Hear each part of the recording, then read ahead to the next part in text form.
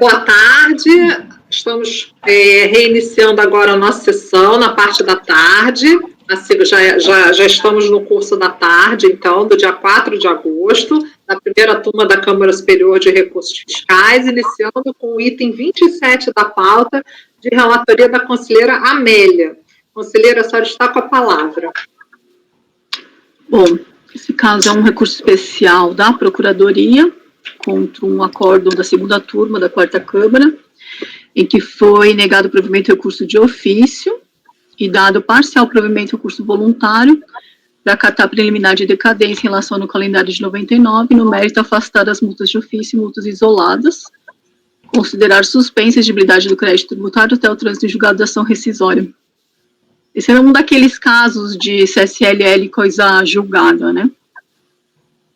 Então, aqui houve uma interposição de embargos de declaração pela PGFN, em que foi acolhido parcialmente para retificar o acordo no que toca aos argumentos sobre a multa isolada e reafirmar os demais termos.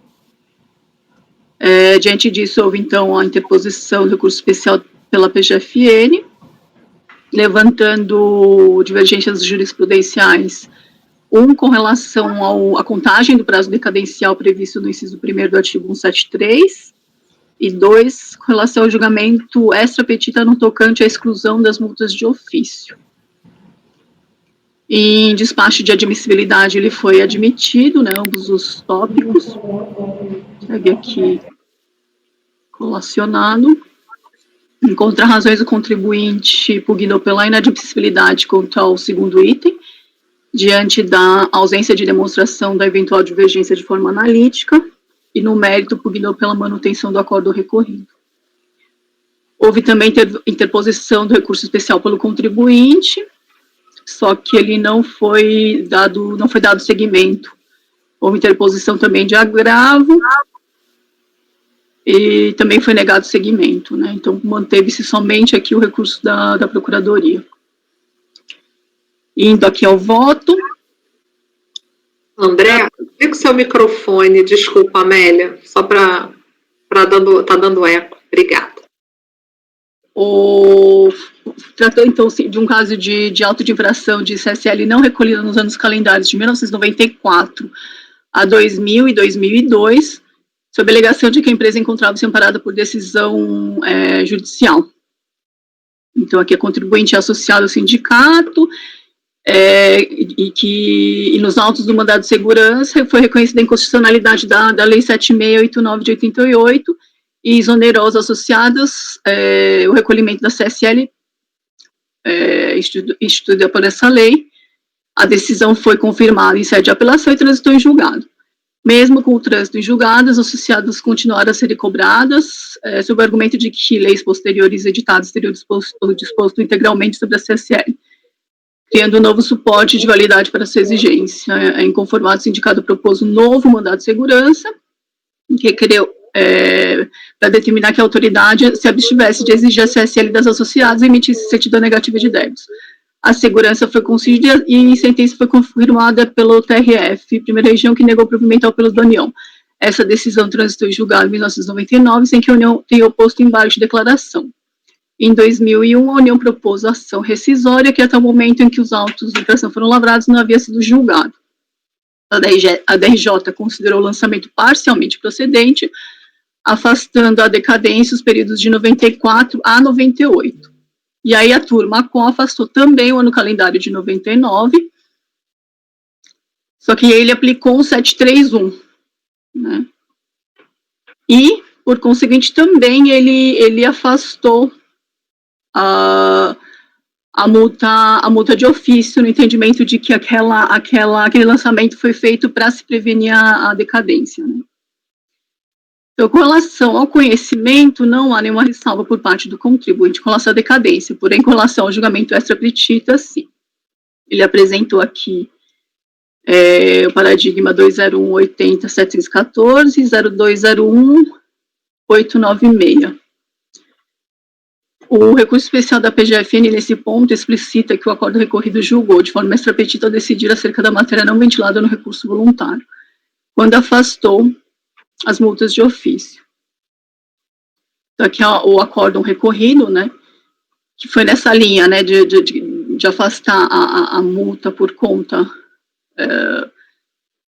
que ele entendeu que o lançamento seria para afastar a decadência, aplicou aqui o artigo 63 da 9430, né, e ratificou esse ponto no acórdão de embargos.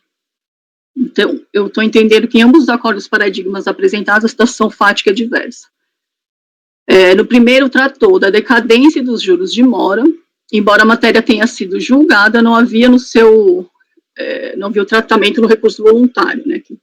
Quanto à incidência dos juros, constatou-se que, embora tenha sido objeto do acordo de primeira instância, que considerou ser jurídica a cobrança dos juros de mora com base na taxa SEB, acho que era Selic, a interessada nada alegou a seu respeito no recurso. Resta saber se seria a questão que poderia ser apreciada de ofício. De fato, embora a matéria tenha sido julgada, não fazia ela parte do recurso, tendo o acordo embargado e julgado de forma extrapetita, contrariando as disposições do decreto. No outro, houve a anulação de um lançamento em razão de um vício que não havia sido apontado pelo contribuinte na forma que lhe foi concedida. Aqui, entretanto, o pedido interessado no que concerne a nulidade da autuação nunca diz respeito à insuficiência da descrição dos fatos. Resumiram-se suas alegações a afirmar a falta de capacidade do agente, lavratura dual de fração em local diferente do da verificação da falta, e a falta de indicação de data, hora e local da lavratura.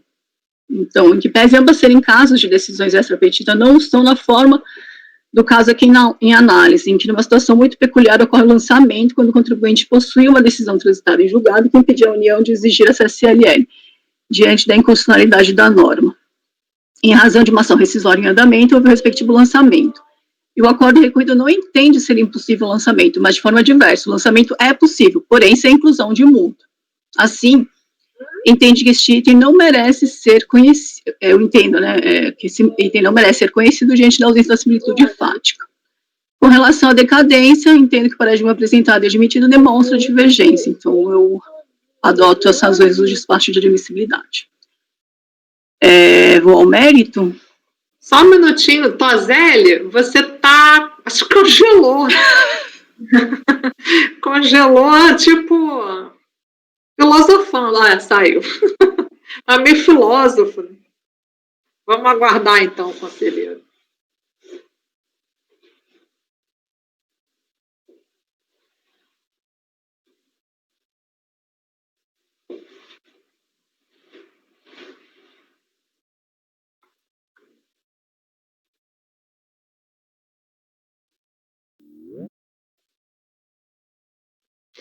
Ok, pode prosseguir. A gente vota junto. O André quer falar. Vou passar a palavra para ele.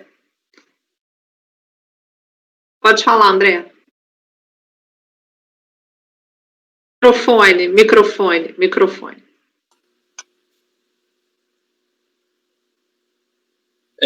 Em relação à admissibilidade, eu tenho algumas dúvidas. Se possível, eu gostaria de pedir vista de mesa. Ok, vista de mesa para o conselheiro André, então, conselheiro Amélio, tá? Vamos passar para o 28, que é do conselheiro André, então. A recorrente à Fazenda Nacional, interessado pelo empreendimentos. Por favor, conselheiro, se você está com a palavra. Está na pasta, tá? Só abrir o arquivo.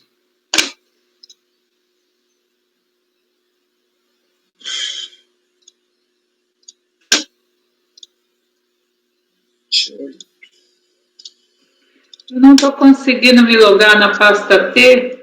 Se alguém puder mandar para mim por e-mail.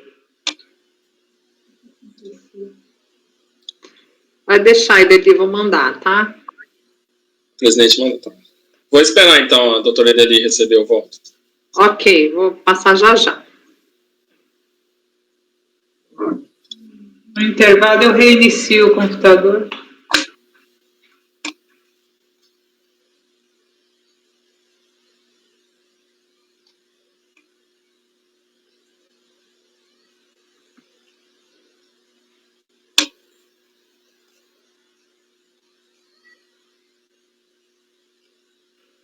Esses já estavam de manhã na pasta, né? Eu já peguei. Peguei não peguei. Já mandei. Não peguei não, peguei outro. Já foi. Obrigada.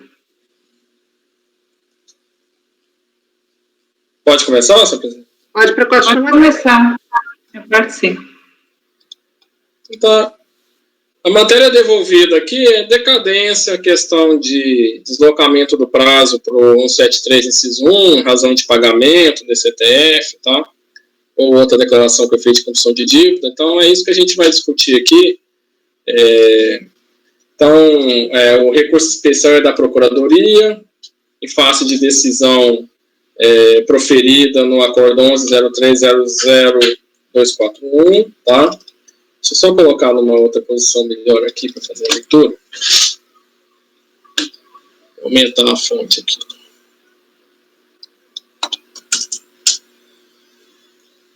Pronto. A matéria devolvida no recurso da Procuradoria consiste em apreciar a decadência de RPJ e CCLL da decisão recorrida. Essa decadência foi reconhecida para os fatos geradores ocorridos até 1/12/2000. Tá? É o que está posto aqui. No que concerne a matéria devolvida, tá? Então, aqui eu estou fazendo o relatório até bem mais em cima do que está devolvido a decadência. Então, são fatos geradores de RPJ aqui, de 31/3, 30/6, 30/9, CCLL de 30/9, 30/9 de 99, 31/3 de 2000, 30/6 de 2000 e 30/9 de 2000. Aí eu digo aqui que os lançamentos de ofício de SSL estão nos presentes autos, tá? E os de RPJ encontram-se nos autos do processo apenso, tá? O processo apenso aí, tá? E aí a autuação fiscal, ela trata, mas a gente vai estar analisando os dois, tá? Tanto de RPJ quanto CCLL. E a autuação fiscal é o confronto de valores declarados em DCTF e valores escriturados.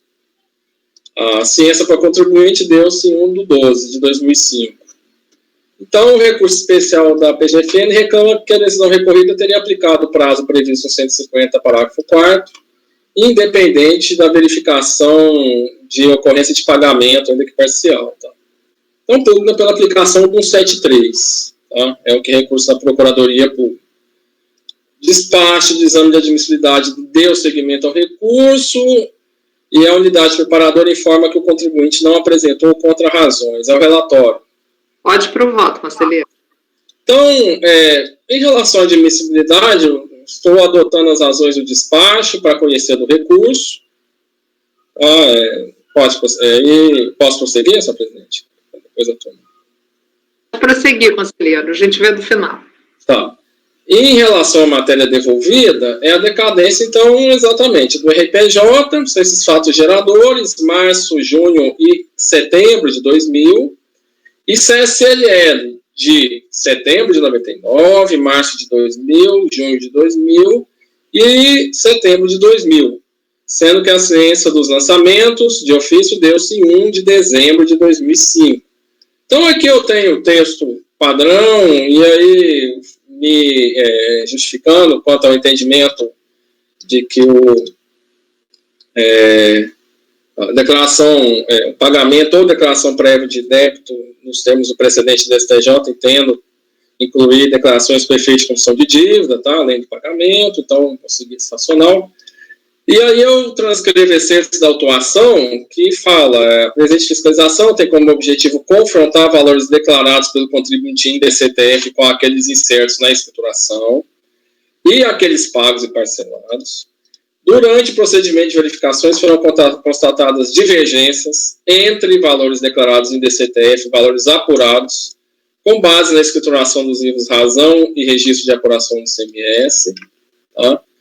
E aí ela explica, uma coluna que tem, a período de apuração em determinados tributos em que há tanto valores pagos à época quanto valores parcelados, e processo no ano de 2004, tá?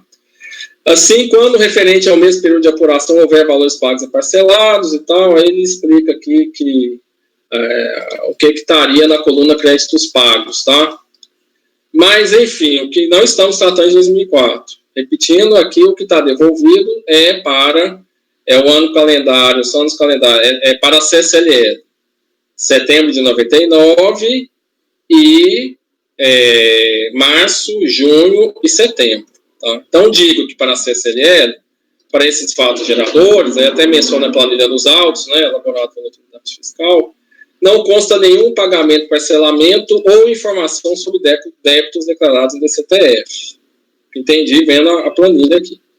Da mesma maneira para o IRPJ, março, junho e setembro, na planilha de folha E78, agora esses são os autos do processo apenso, tá? É outro processo que está junto aí, não é processo, é apenso. Não consta nenhum pagamento. Então, pouco pagamento, parcelamento, pouca informação de débito declarado. Então, assim, estou aplicando a contagem no 73, inciso 1. Então, o lançamento de CSLL aqui, 30/9, encontra-se fulminado pela decadência, porque o termo inicial da contagem seria 1/1 de 2000, encerrando-se 31/4 de 2004. No decorrer da ciência em 1/2 de 2005, consumou-se a decadência. Por outro lado, para os demais lançamentos, de IPJ e CSLL, fatos geradores, março de 2000, junho de 2000 e setembro de 2000, o termo inicial da contagem seria 1/1 de 2001 e encerrando-se 31/2 de 2005. Então, ao ocorrer a ciência 1/2 de 2005, resta afastada a decadência. Então, na realidade, é só o CSLL que tem um lançamento mais pretérito, que é 30 de setembro de 99, né? Então, aí, mesmo aplicando o 73, esse não estaria, esse estaria fulminado pela decadência, porque o termo inicial seria 1/1 de 2000, e aí se completaria o termo daquele decadencial 31/2 de 2004. Tá? Então é isso, senhor presidente. Conheço, dou provimento parcial ao recurso para afastar a decadência tanto o IRPJ quanto o CSLL para março, setembro e... Quer dizer, março, junho e setembro de 2000. Ok. Ok. Conselheira Lívia, como vota? Eu aceito declaração, né? Eu estou procurando aqui se tem DPJ. Eu ainda não consigo... Se alguém encontrar essa informação...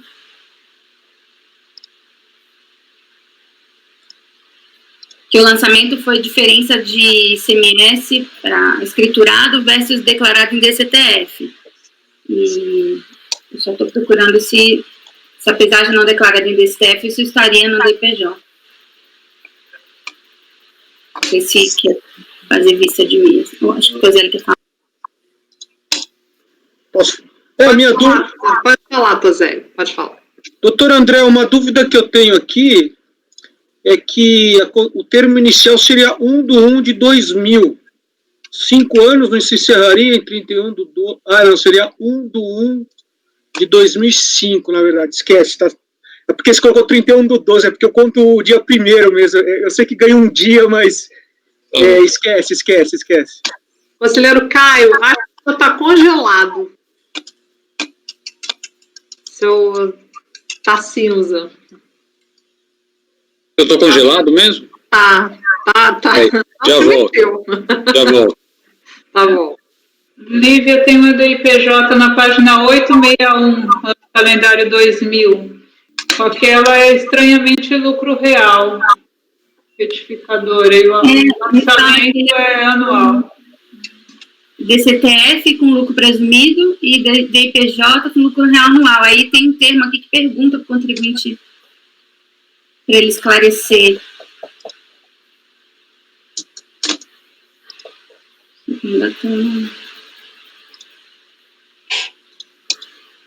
Oito.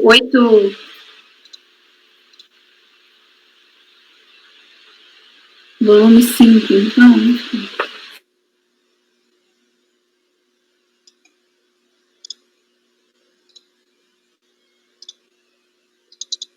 861.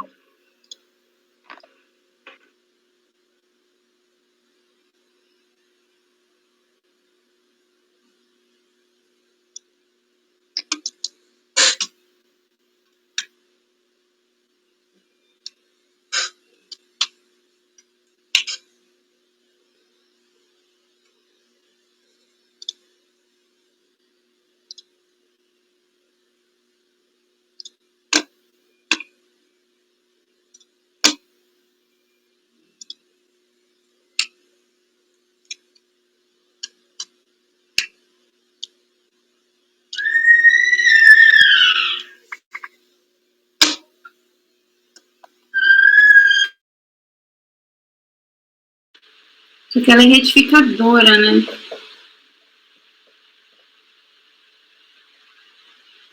Não tem data aqui.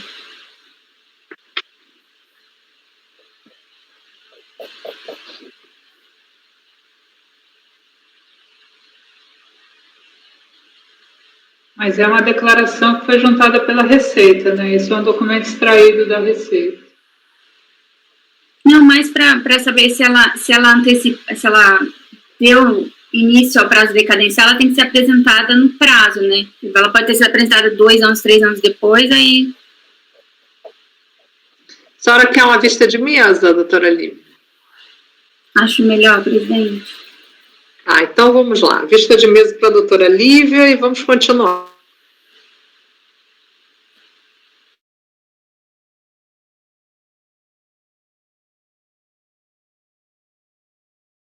Em alguma hora deslancha. Vamos lá. Vamos para o 29, conselheiro André. Ponto 4, acessórios. Está com a palavra.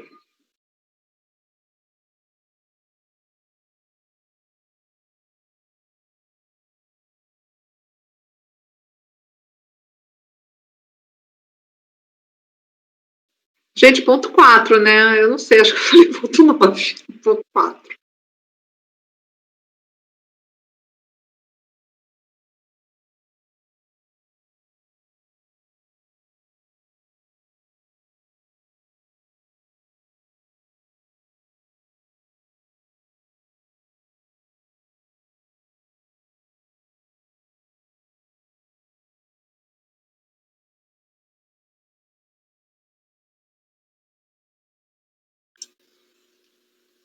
Pois bem, pauta temática, né? Também a matéria devolvida diz respeito à decadência, tá?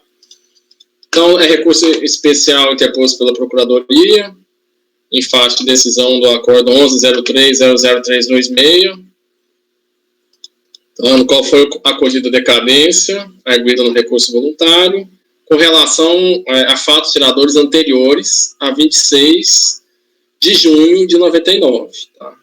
A decisão. Eu transcrevo a ementa da decisão recorrida e digo aqui, a matéria devolvida pelo recurso especial da Procuradoria diz respeito à apreciação da decadência, agora também não só de RPJ e CSLL, mas também de PIS e COFINS, tá? Em relação a fatos geradores anteriores a 26 de junho de 99. Então, no que concerne a matéria devolvida, então são fatos geradores de RPJ e CSLL de março de 98, junho de 98, setembro de 98, dezembro de 98 e março de 99. E PIS e COFINS mensais, tá? Mensal, tá? Janeiro a dezembro de 98 e janeiro a maio de 99. Então, é isso que está devolvido. A autuação fiscal não foi arbitrado lucro, em razão da ausência de apresentação de livros e documentos de escrituração, tipificado infração de presunção de omissão de receita e depósitos bancários não contabilizados, o 42 a 9430, e a ciência da contribuinte deu-se aí em junho de 2004, né, 5 anos para 92. O recurso especial da PGFN, mesma coisa, reclama que a decisão recorrida teria aplicado o prazo decadencial previsto no 150, parágrafo 4º do CTN, independente da verificação de ocorrência de pagamento, tá? Então, pugna para reformar a decisão. Despacho de exame de admissibilidade deu seguimento, a contribuinte apresenta contra-razões, no qual aduz que a decisão recorrida não mereceria reforma, porque haveria notícia dos autos de pagamento antecipado, que deslocaria o prazo decadencial para a contagem prevista no 150, parágrafo 4º, tá? E que os critérios adotados pelos paradigmas e recorridos seriam convergentes, né? Então, é o que ela fala. Então, se produzindo o que ela fala em contra-razões, então ela requer aí pela manutenção, pela rejeição do recurso especial. É o relatório, senhor presidente. Pode pro voto, conselheiro. Pois bem. Então, o recurso especial da PGFN pretende devolver a matéria com base no paradigma 9101-00460. Aí tem o protesto da contribuinte contra razões para não se conhecer, então é por isso que eu vou me manifestar. sobre a admissibilidade, tendo que não assiste razão, a contribuinte encontra razões no que concerne a admissibilidade, né, transcreva aqui a ementa.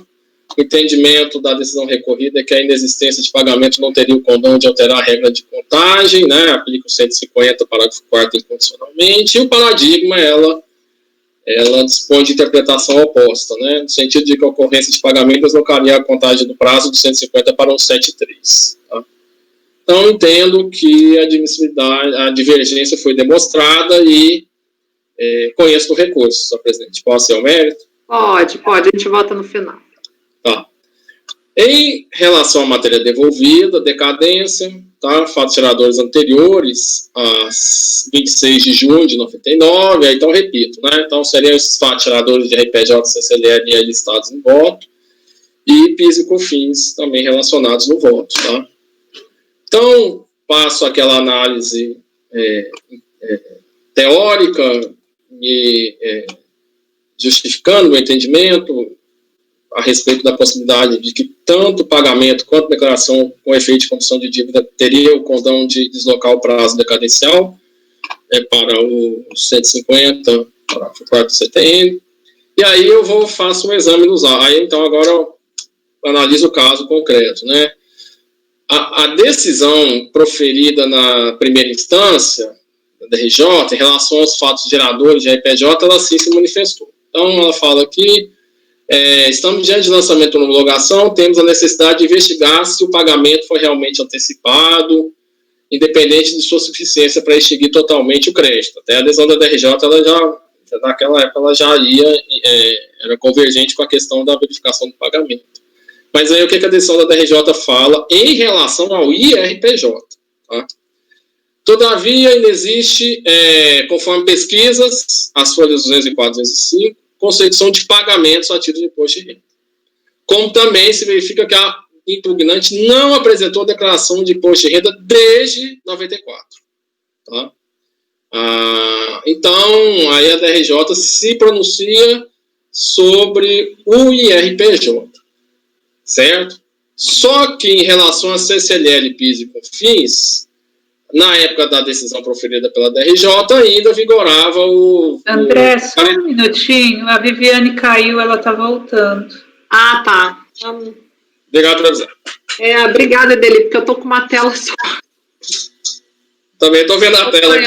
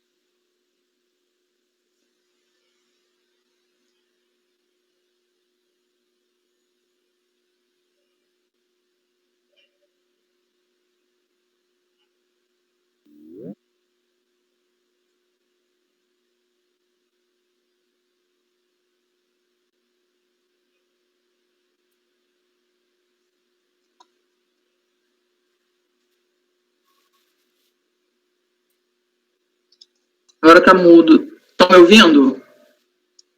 Estou te ouvindo. Tudo bem? Eu fui fechar o Explorer, que o e-processo caiu, fechei o outro. Voltei. Tá eu bom. ouvi até o conhecimento, a admissibilidade, estava no início do mérito, André. Desculpa, o primeiro parágrafo ali que perdi. Tá bom? Perdi Então tá, vamos em frente. Pode continuar, conselheiro. Obrigada, Viviane. Em relação ao mérito, é um caso bem semelhante ao anterior, só que aqui temos fatos geradores de RPJ, CCLL e de PIS e COFINS, né? Tá? Seria a decadência em relação a fatos geradores anteriores a 26 de junho de 99. Aí o que eu disse é que, em relação ao IRPJ, a decisão de primeira instância da RJ, ela já havia feito uma primeira verificação em relação à existência de pagamentos ou declarações, tá, doutora Viviane? Então, já consta nos autos, no acórdão da DRJ, uma pesquisa, né, acusando a inexistência de pagamentos de IRPJ só. E também que uma inexistência de declaração de imposto de renda desde 94, tá? Então, a DRJ, ela acusa isso. Só que, em relação a CCLL, PIS e COFINS, quando a decisão da DRJ foi proferida, ainda vigorava aquele dispositivo do 45 da Lei 8212 sobre o prazo de 10 anos para contribuições de seguridade social. Então, a DRJ não fez essa pesquisa de pagamento e de declaração para as contribuições de seguridade social. Por quê? Porque ela aplicou a lei, então, vigente, que predicava o prazo decadencial de 10 anos, entendeu? E tão pouca decisão recorrida também não se manifesta, tão pouca decisão recorrida se manifesta sobre o assunto, né? Então, me parece que aqui, pelo menos sob a interpretação que tem, né, de que há que haver ou que seja uma declaração com efeito de confissão ou um pagamento, que haja um retorno dos autos para a unidade preparadora verificar essa ocorrência ou de pagamento ou de declaração com efeito de confissão de dívida para a CCLL, para o PIS e para a COFINS. Tá? Então, por isso que a proposta aqui é de uma resolução, né? Porque nós não temos essa informação nos autos aqui.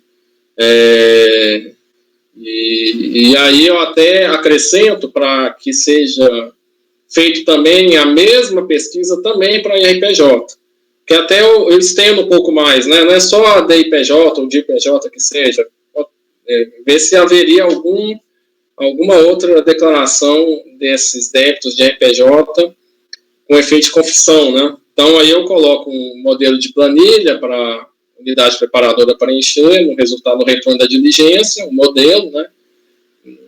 Digo que a unidade preparadora pode incluir informações complementares, se ela considerar necessário. Então, é isso, a presidente, seria o retorno dos autos para a unidade preparadora, para poder instruir aí o processo, para que possamos aí, sim, fazer o devido julgamento com base nos elementos necessários aí para verificar a questão da decadência. É como voto. Ok, conselheira Lívia. Eu pediria, concordo com a diligência, eu só pediria, porque é importante para mim, que se houve a DIPJ e a data da apresentação, e retificador e a data, porque como eu aceito declaração sem efeito de confissão de dívida, para mim seria importante saber se teve e se foi apresentada, né, no prazo, para capaz de desencadear a decadência. Pode falar, conselheiro André. Não, conselheira Lívia, eu poderia, então, incluir um parágrafo no meu voto, dizendo, aí submeto esse parágrafo ao colegiado, tá? Até porque o voto inteiro é construído em cima de uma premissa, né? Então, eu poderia incluir um parágrafo no voto, dizendo que no colegiado há membros que entendem também pela existência de declaração sem efeito de confissão, que é a teoria da atividade. Vou usar o termo da teoria da atividade. Em razão do entendimento de parte do colegiado, da aplicabilidade da teoria da atividade, então a gente coloca mais uma coluna na planilha para que seja informada aí se existiria aí a existência de alguma declaração, tá? E a IPJ parece que não tem, eu vou pedir para confirmar, ela até já fala, mas eu vou colocar de novo. Agora, até uma dúvida aqui com os colegas, né? O que vocês considerariam para PIS e COFINS? Vocês considerariam também a DACOM? Seria? De lógica, acho que sim. Mãozinhas levantadas, senão não consigo entender. Não consigo entender. Só um instantinho. Doutora Lívia, por favor, depois o doutor Caio. Pois não. Teve uma época que a própria DIPJ tinha informação, né, do PIS/COFINS, depois passou para a DACOM, então depende do caso. Doutor Caio, quer falar? Eu só, desculpa, sem pedir a palavra, eu falei, provavelmente sim, doutor André, mas era isso que eu queria dizer. Ok, podemos prosseguir. Doutora Edeli? Eu divirjo da diligência, né, porque eu não aplico 150 na hipótese de arbitramento por falta de apresentação de livros e documentos da escrituração, e aqui nessa circunstância expande para PIS/COFINS também. Estou observando que o contribuinte em momento nenhum alegou que havia feito recolhimentos parciais, a autuação foi feita com base na totalidade dos depósitos bancários dele, e essa alegação não veio em impugnação, né, ele traz só pedido de retirada dos valores de transferência. Então, ainda que ele tenha entregue DCTF, DIPJ, tenha feito algum recolhimento aleatório de PIS, COFINS, sem suporte de apuração, esses para mim não são condutas hábeis a atrair a aplicação de 150. Então, para mim, a diligência seria desnecessária. E só alertando da COM, os fatos geradores aqui são anteriores a 2002, então não se cogita de dar COM. Então, eu vou divergir. Ok. Conselheira Amélia, como vota? O André quer falar antes? André, pois não, desculpa, pode falar. Não vi. Não, é só para compreender com maior clareza sobre o posicionamento da doutora Edeli, quer dizer que, na realidade, uma eventual existência de recolhimento, ela estaria dissociada dos fundamentos da autuação, é isso, né? Seria essa a linha? Por isso, então, porque realmente eu não alcancei o racional, então, colocado. Pode falar, Edeli, pode responder. Eu entendo que o prazo de homologação de 150, ele opera sobre apuração. Então, aquele sujeito passivo que oferece uma apuração para o fisco e ela é revisada, ele sempre vai ter direito a esse prazo, né, de 5 anos. Se esse sujeito passivo, por um acaso, fez um pagamento simbólico, dissociado de apuração, ainda que ele tenha entregue declaração ou feito esse pagamento, mas durante o procedimento fiscal é solicitada a ele a documentação e ele não apresenta, e se ensejar arbitramento por falta de apresentação de livros e documentos da escrituração, eu entendo que qualquer evidência anterior de apuração fica infirmada. E por isso eu entendo aplicado 1731, afasta a aplicação de 150 de plano. Certo. Conselheiro André, por favor, pode responder. Então ficou claro, a questão, a conduta mesmo, né? Então seria a própria motivação da autuação, ela já, no caso aqui posto, né? Ela já afastaria ali uma eventual conduta, ainda que fosse, vamos dizer assim, de protelatório, de má fé, de um recolhimento de um DARF ali, ocasional, sem que tenha, mas sem materialidade, né? Sem a materialidade da apuração posta, né? Então, está claro para mim o entendimento, doutora Edeli. Muito obrigado pelo esclarecimento. Ok. Conselheira Amélia, como vota? Eu acompanho o relator com as colocações da doutora Lívia. Ok. O conselheiro André vai colocar um parágrafo, né, conselheiro? Aduzindo. Conselheira Viviane, como vota? Ué, cadê a conselheira Viviane? Ok. Ah, tá aí. Ai, gente. Não, eu tô me vendo. Ela agora Aqui, estava aqui embaixo. Tá bom. Não. Tá, eu vou acompanhar o conselheiro André, vou refletir melhor, mas eu vou acompanhar hoje o voto dele. Conselheiro Tozelli, como vota? Eu sigo a mesma interpretação, conselheiro André, sobre os efeitos do repetitivo. Concordo com a ressalva, então eu acompanho integralmente. Ok. Conselheiro Caio, como vota? Acompanho o relator sem ressalvas. Eu também acompanho o relator. Então, foi por maioria, né? Por unanimidade foi conhecido o recurso, certo? E por maioria convertido o julgamento em diligência, através de uma resolução, certo, conselheiro? Vencida a conselheira Edeli, que divergiu. A senhora vai querer fazer declaração de voto, doutora Edeli? Não, né? Tá bom. Então, ok. Vamos passar para o próximo. O conselheiro André ainda, distribuidora de bebidas Vila Prudente, a recorrente à Fazenda Nacional, o número 30 da pauta. Também está com a palavra. Só esclarecendo, no 29 só foi vencida a conselheira Edeli, não é isso? Perfeito, conselheira Edeli vencida.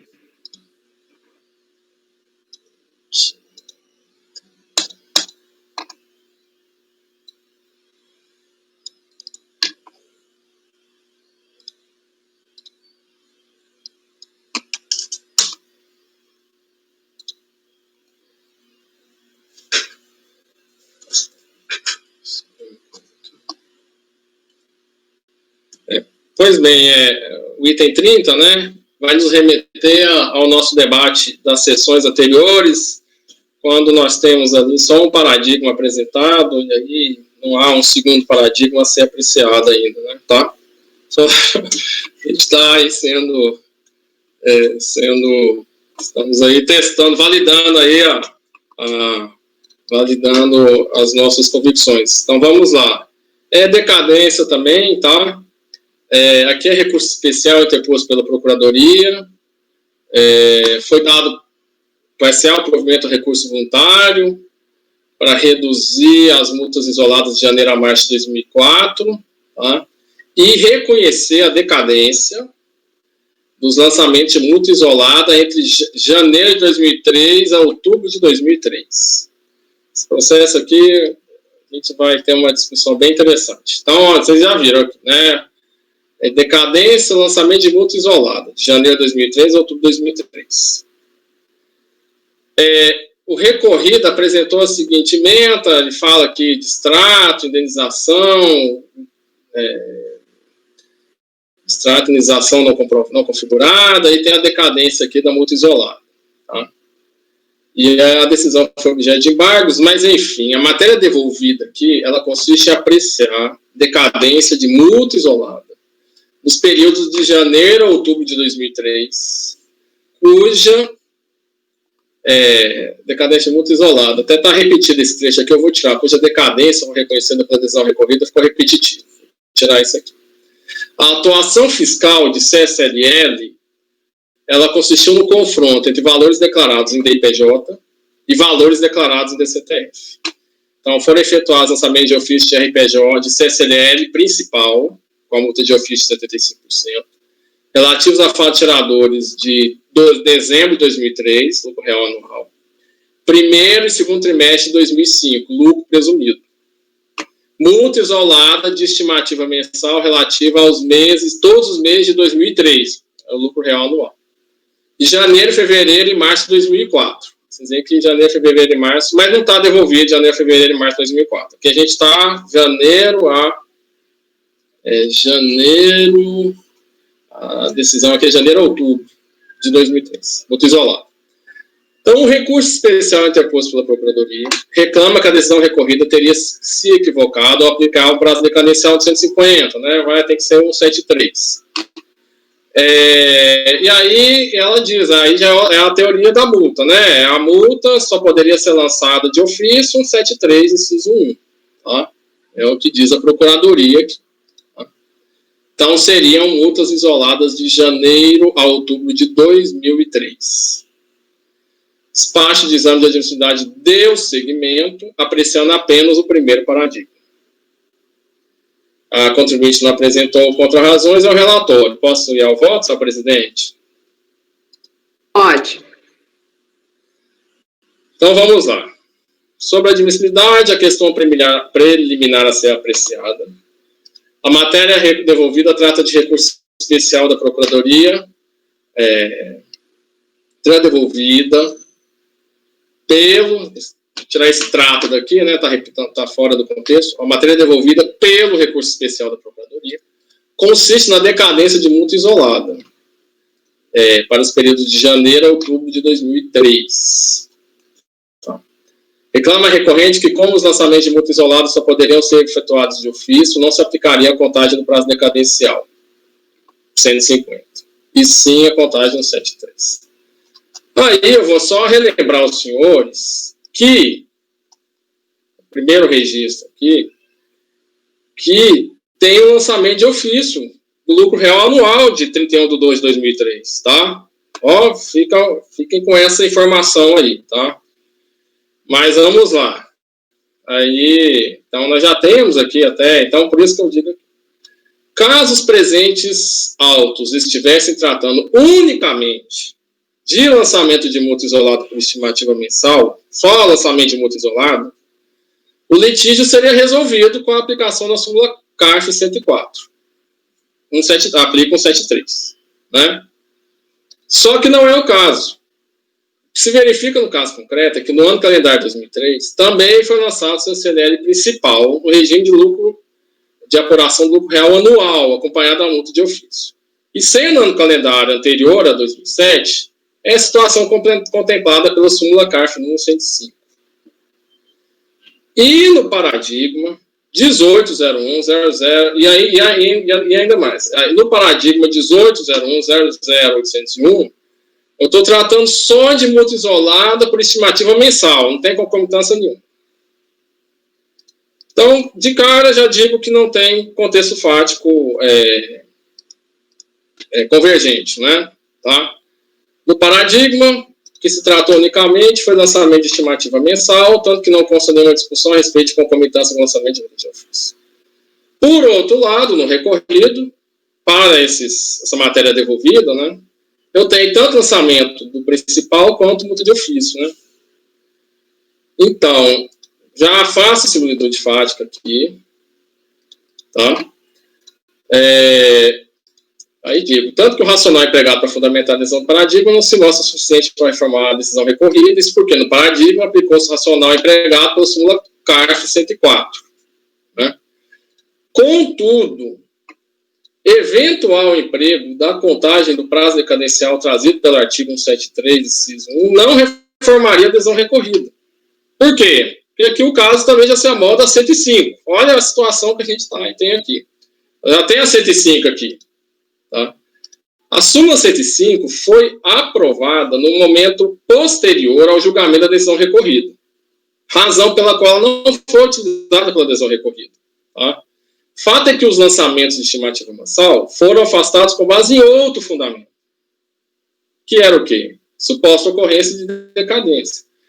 Então, aqui, eu não tenho como falar que a decisão recorrida teria aplicado o entendimento da súmula para já dizer que não conheço, entendeu?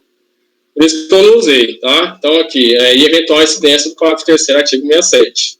Tá? Não foi isso que a decisão recorrida disse, tá? Enfim, então, eu estou me justificando para dizer por que eu não estou aplicando a súmula 105 aqui, tá? Parágrafo 3º. Mas, de qualquer forma, entendo que o paradigma 1801, ele não se presta a demonstrar divergência, tá? Então, então não se mostra a demonstrar. Então, aí voltamos para aquela questão que já anteriormente já discutimos em outras ocasiões aqui. Para devolver a matéria, a contribuinte apresentou outro paradigma, 101.96.215, que não foi apreciado pelo despacho de exame de admissibilidade. Tá? O despacho de exame de admissibilidade não apreciou esse segundo paradigma. Tá? Então, senhores, não obstante ser uma matéria aqui até que poderia ser resolvida por meio da súmula, eu não me vejo aqui, eu não vejo outra solução, não consigo encontrar outra solução a não ser essa de determinar a análise do segundo paradigma, tá? Por meio de uma resolução, e trazendo a situação para os senhores aqui. Tá? Realmente aqui eu tenho, então, um outro paradigma que não foi apreciado, tá? O 101.96.215. Tá? Quem tem a competência para se manifestar sobre essa questão é o presidente da Câmara, né? Então é isso, seria a mesma racional empregada ali pelas decisões anteriores, tá? Assim, diante da orientação, né, de que caberia, ainda que haja um segundo paradigma não apreciado, esse paradigma ele tem que ser submetido ao colegiado, então é isso que façam os senhores, tá? Então, diga, então, que a apreciação do presidente de Câmara faça o paradigma 101, submete-se ao rito processual e diga aquilo, que a decisão aqui posta não é definitiva, né? E que quando esse processo retornar ao presidente colegiado, o presidente colegiado, ele vai apreciar a decadência. Como é que tá? Eu estou com a redação nulidade aqui, eu vou tirar essa redação aqui que eu peguei do outro processo, tá errado um termozinho aqui, nulidade, é decadência, tá? Mas o colegiado vai ter que apreciar a matéria decadência, tanto em relação à admissibilidade, quanto em relação ao mérito, tá? Com o retorno dos autos, tá? E aí, uma vez isso sendo apreciado, aí imagino que no mérito aí o colegiado terá a condição de aplicar aí a súmula 105, né? Mas agora não encontro instrumentos, não encontro um caminho processual para aplicar essa súmula de plano, tá? No caso aqui dos autos. Tá? Estamos ainda em exame de admissibilidade. Não posso dizer que o recorrido não consiga aplicar o parágrafo 3º do 67, porque a adesão recorrida não está confrontando a 105, né? Ela adota outro fundamento, quer dizer, então, nos encontramos aqui ainda, vamos dizer assim, dentro do âmbito da admissibilidade, então não encontrei realmente outro caminho processual que não fosse esse, tá? Determinar esse retorno para analisar o segundo paradigma, senhor presidente. Então, isso é a proposta da resolução, tá? Então, determinar a resolução para devolução dos autos à presidência da Câmara para apreciar o segundo paradigma e aí, depois, o retorno dos autos aqui é esse colegiado, independente do resultado, né? Porque o colegiado tem que depois proferir um acordo, uma decisão definitiva sobre a questão. Então, é como voto. Ok. Conselheira Lívia quer falar e depois conselheira Edeli. Por favor, conselheira Lívia. Eu vejo a questão um pouco diferente, André. Eu acho que a Fazenda trouxe a tese decadência para multa, é 173 ou 150, e trouxe o paradigma que fala, é 173.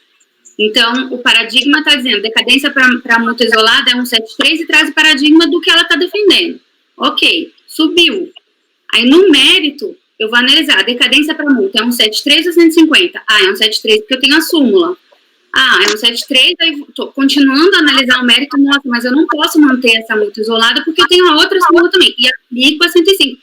E nego o provimento, mas eu consigo dividir, assim, consigo conhecer com base no paradigma. O paradigma está dizendo o que a Procuradoria quer dizer, o paradigma é capaz de reformar o acordo recorrido, e o paradigma está, inclusive, de acordo com a súmula, mas súmula e súmula 105 depois, já consigo ver isso no mérito para resolver a questão.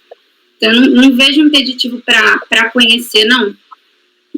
Eu peço só para desligar, a doutora Lívia está dando microfonia, eu peço para o doutor André, já desligou. Doutora Edeli, pode falar, por favor. A minha visão, eu acho que é a mesma da Lívia.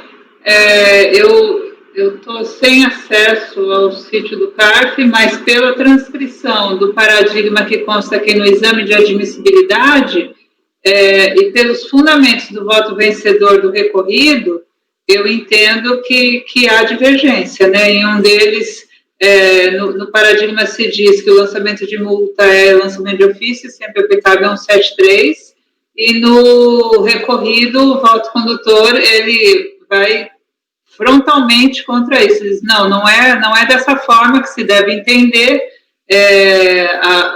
as regras de decadência estão para outra finalidade, desenvolve toda a matéria, e como afasta por decadência, aí deixa de apreciar as demais questões de mérito.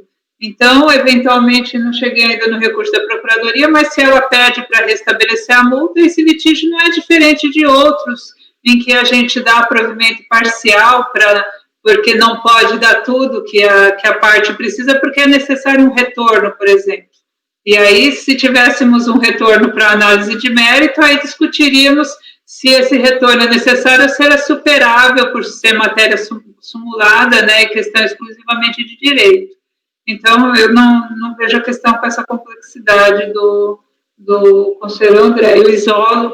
Eu isolo também o fundamento do recorrido em confronto com o paradigma, vislumbra a divergência e esses outros aspectos, né, de dificuldade de análise, eu acho que a gente resolve na extensão do provimento.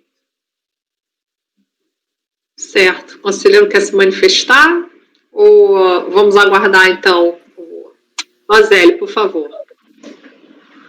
Mas aí, Edeli, a proposta era para conhecer e não enfrentar o mérito e retornar para o colegiado, ou enfrentar o mérito, é isso? Posso falar? A proposta, o voto agora é por conhecer. Aí agora eu vou para o recurso da Procuradoria para ver o que ela pede, e se ela estiver pedindo para restabelecer essa multa isolada, e ela for uma multa isolada concomitante antes de 2007, então, por aplicação da súmula CARF 105, é possível negar provimento já decidindo a causa madura, sem a necessidade de retorno. Conselheiro André, por favor.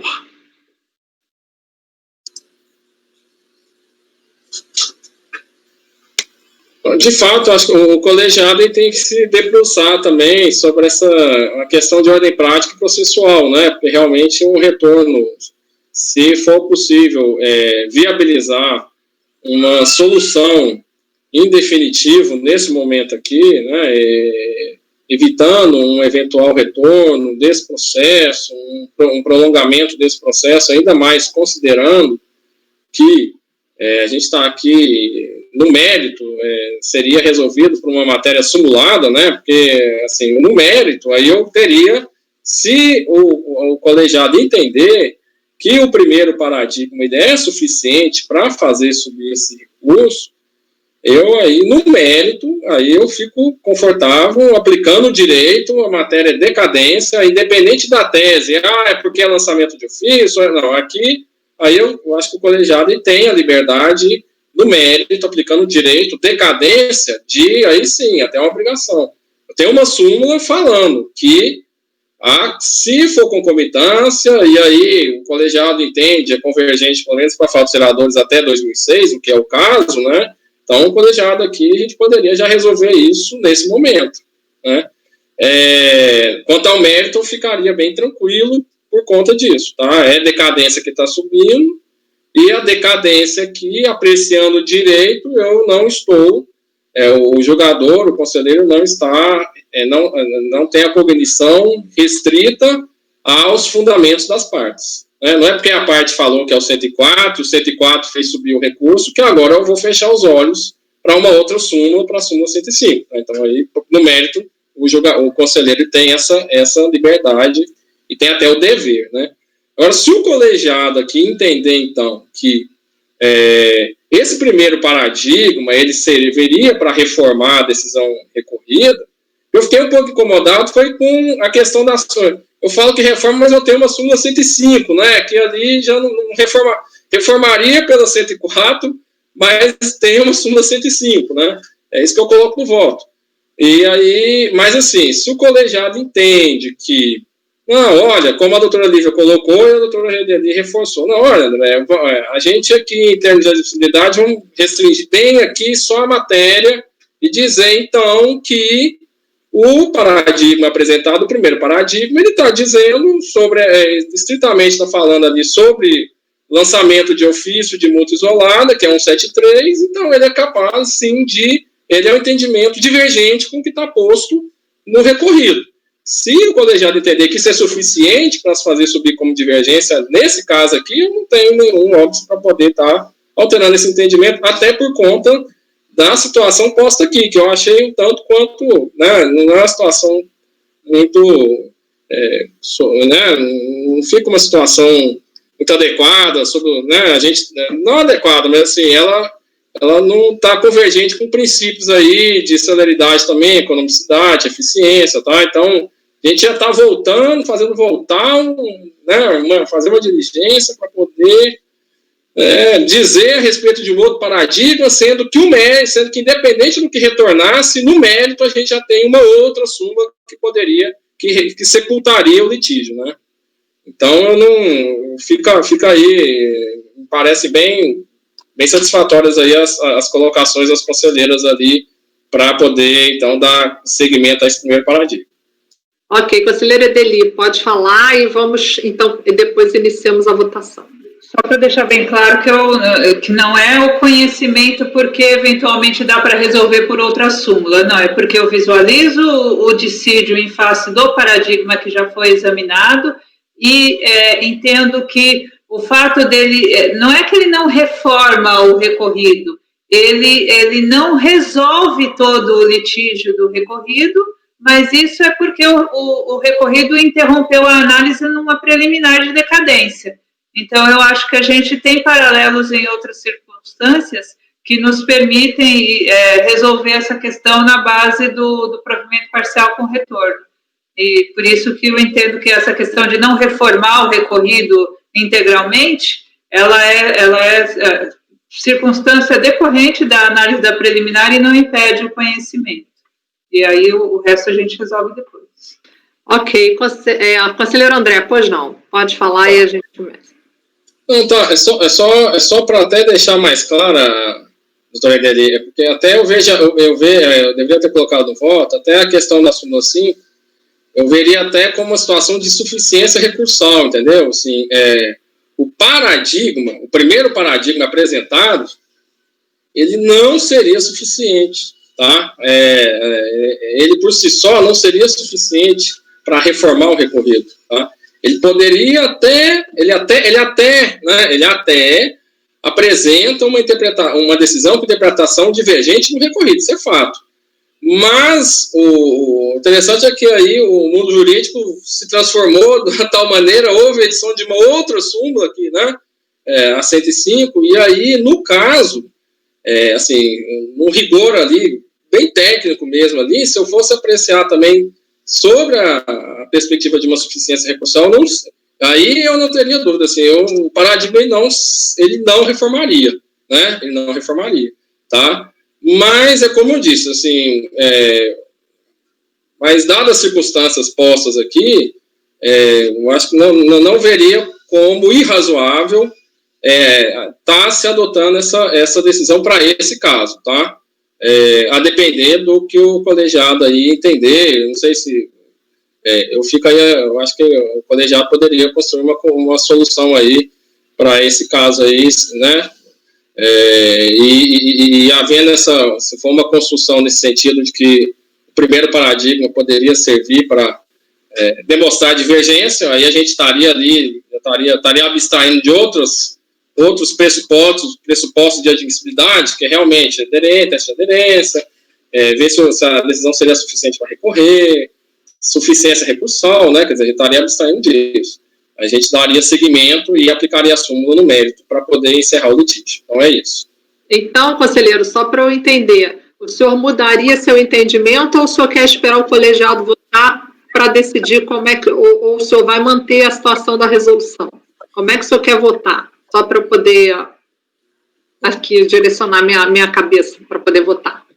Não, senhor presidente, eu tinha uma convicção, mas a convicção ela é submetida aos colegas e a gente tem que ouvir. E os colegas, eu refleti muito sobre o assunto e o que me incomodou mais foi essa questão de o paradigma em tese não ser suficiente para reformar, tá?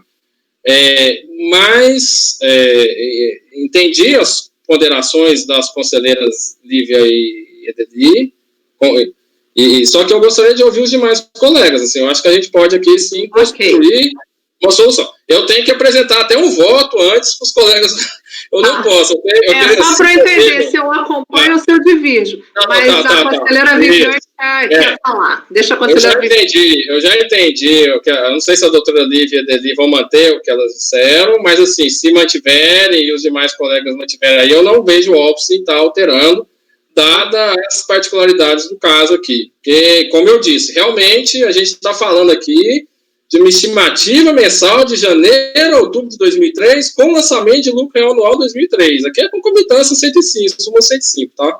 No médio, tá? Então, e essa questão me sensibiliza, sim, me sensibiliza bastante, tá? Então, assim, mas aí eu escuto, se os colegas não tiverem mais nada a falar, aí eu já coloco meu voto e coloco para apreciação, senhor presidente. Tudo bem. Conselheira Viviane, pode falar. Eu ia colocar justamente isso, que o conselheiro André tem que se manifestar, né, definitivamente sobre o voto dele. Então, enquanto ele não se manifestar, a gente continua o debate. Eu concordo com a colocação das conselheiras. Ele, como bem colocou, eu consigo também separar, fazer essa diferenciação aqui, a questão da admissibilidade, né, para admitir. Então, eu também admito pelo paradigma. E aí eu consigo depois a apreciação no mérito independente, né, pela apreciação da questão que ficou. Então, eu acompanho nesse sentido, né, eu concordo com as colocações nesse sentido. E vou aguardar o voto para fazer o julgamento.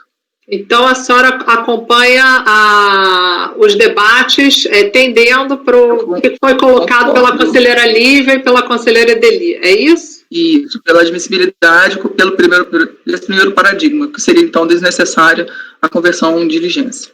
Tá. Alguém mais quer se manifestar a favor da diligência?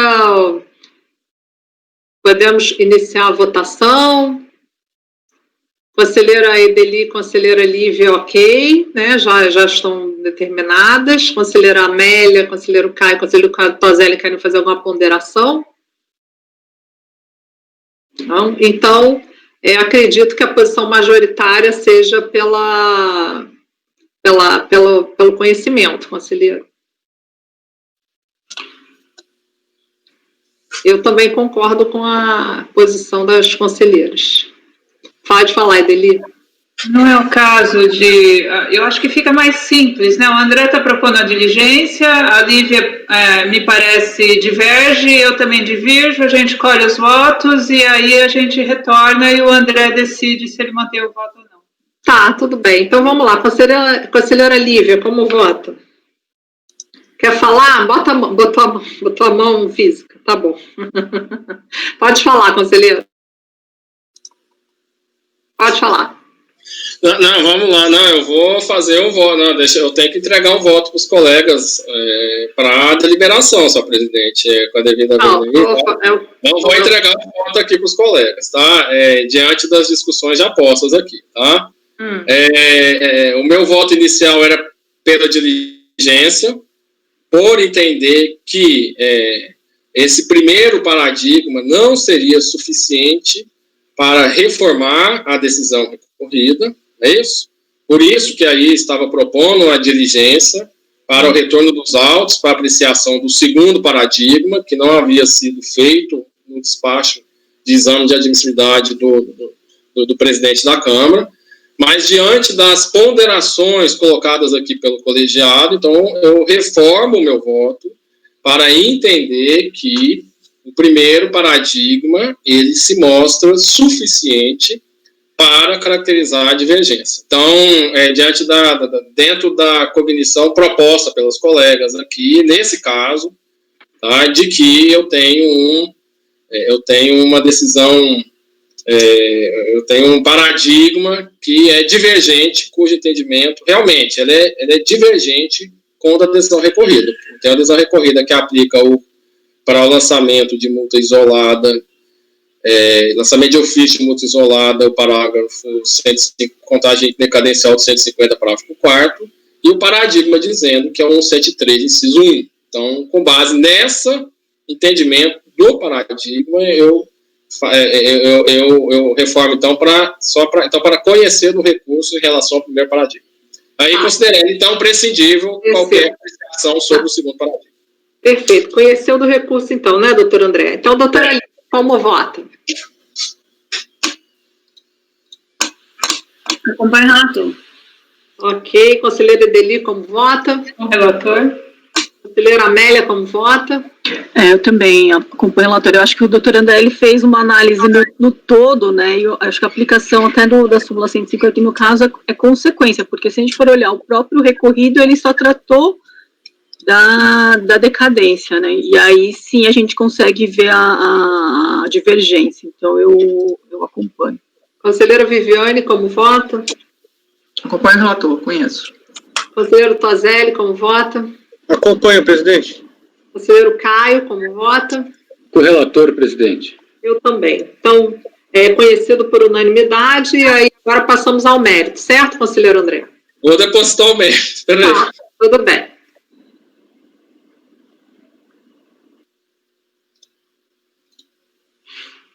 Alguém me passa o mérito, por favor, eu ainda estou sem acesso.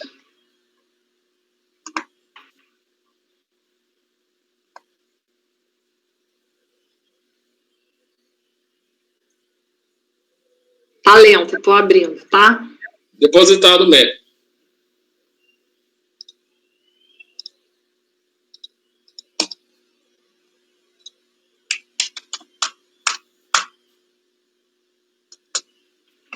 Mas eu consigo acompanhar te ouvindo, André. Não preciso do documento, não. Se você quiser. Então posso. Não, doutor, posso começar? De minha parte. Pode começar, eu tô mandando para a Edeli, eu já consegui salvar aqui, vou mandar para ela agora, tá? Pode falar.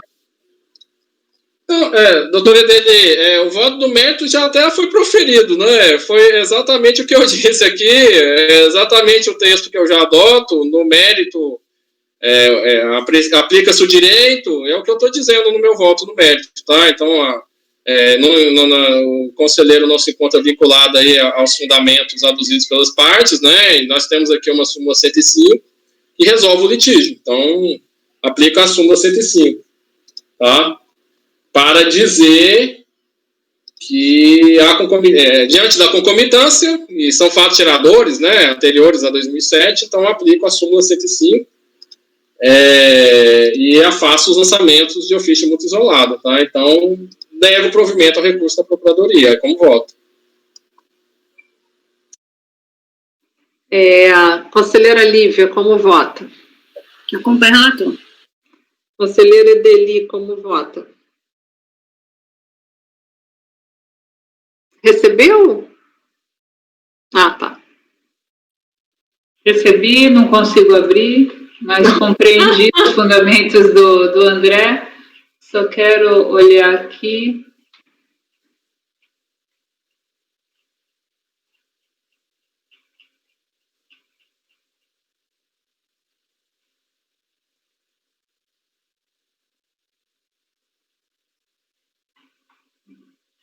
Só vou acompanhar o André pelas conclusões, porque esse aqui não é um caso simples de concomitância, né, em que é a mesma infração que necessariamente repercute na falta de recolhimento estimativa e na exigência do ajuste anual. Então, não tem uma identidade plena, mas o fato é que as infrações, a falta de recolhimento de estimativa que seja multa isolada, ela é superior à falta de recolhimento da CSL devido ao final do ano calendário. Então, não vou fazer nenhuma... eu chegaria mesmo à conclusão do André, mas faria um percurso um pouquinho mais longo para essa conclusão, por isso vou acompanhar pelas conclusões. Perfeito. Conselheira Amélia, como vota? Eu acompanho o relator. Ok. Conselheira Viviane? Acompanho o relator. Conselheiro Toselli. No primeiro momento eu achava que a gente não teria isso, por ser recurso especial, estaria mais restrito, mas lendo aqui o voto, e por se tratar de súmula, eu acho que dá uma segurança para a gente resolver isso. Mas aqui eu quero deixar claro, é porque é súmula também, acho que o doutor André também chegou a mencionar isso, acho que ninguém se opõe a isso, para a gente definir que quando é súmula, por outros princípios, a gente já fica mais seguro, né, para evitar a tal da supressão de instância, porque todos sabemos que se voltasse, ia aplicar a súmula, e por que não aplicar agora? Então, com essa ressalva, eu acompanho o relator. Ok. Conselheiro Caio. O relator sem ressalvas, presidente. Ok, eu também. Então, foi negado o provimento por unanimidade e dele pelas conclusões, certo? Então, agora passamos para o número 31. Vamos terminar o 31 e 32 e a gente faz o intervalo, tá? Só porque eu estou sem acesso, Andréia. Tá. Então eu faço... reiniciar o computador. Tá bom. Então, vamos fazer um intervalinho de 10 minutos, tá? Ok. Renan, pode parar a gravação, por favor.